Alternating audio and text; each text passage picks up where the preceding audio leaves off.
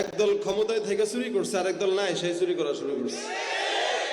আমি উভয় দলেরই চুরি বলবো। আপনারা রাগ করলেও সই, না করলেও সই।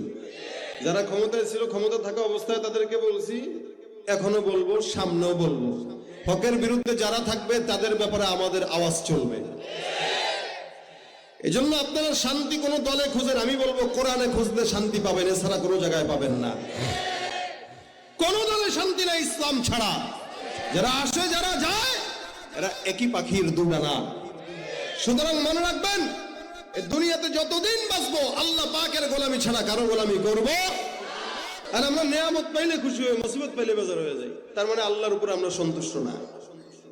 অথচ সাহাবা একরাম মুসিবতেও আল্লাহর উপরে কি ছিলেন? সন্তুষ্ট ছিলেন। আলহামদুলিল্লাহ, আল্লাহ যেমনি আমাকে রাখছেন এমনি খুশি। সুবহানাল্লাহ। হযরতে আবু তালহা রাদিয়াল্লাহু তাআলা ওনার সন্তান ছিলেন, ছোট্ট বাচ্চা। দেখেন সাহাবা একরাম যে বিপদেও আল্লাহর উপরে সন্তুষ্ট থাকতেন। তোমার বাচ্চা অসুস্থ, একদম মারিজ, বিছানায় পড়ে গেছে। রাসূল সাল্লাল্লাহু আলাইহি ওয়াসাল্লাম এই বাচ্চাকে খুব ভালোবাসতেন। তো বাচ্চা বিছানায় পড়ে গেছে, তালহা রাদিয়াল্লাহু তাআলা রাসূলের কাছে। তো রাত্রিবেলা ঘরে আসছেন, এসে জিজ্ঞাসা করতেছেন, বিবি আমার সন্তান কেমন আছে?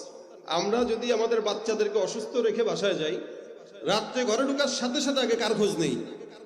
বাচ্চারই তো খোঁজ নেই।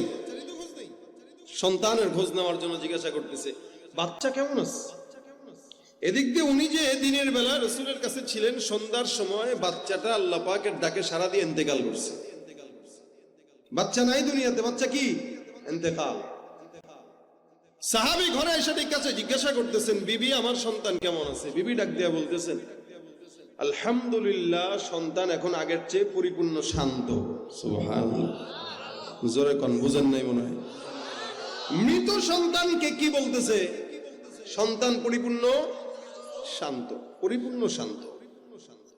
আচ্ছা বলেন, এখানে বিবি হিকমত খাটাইছে। মানুষ যখন জান্নাতে চলে যায়, আল্লাহর কাছে চলে যায়, তখন ওই মানুষ সবচেয়ে বেশি শান্ত থাকে।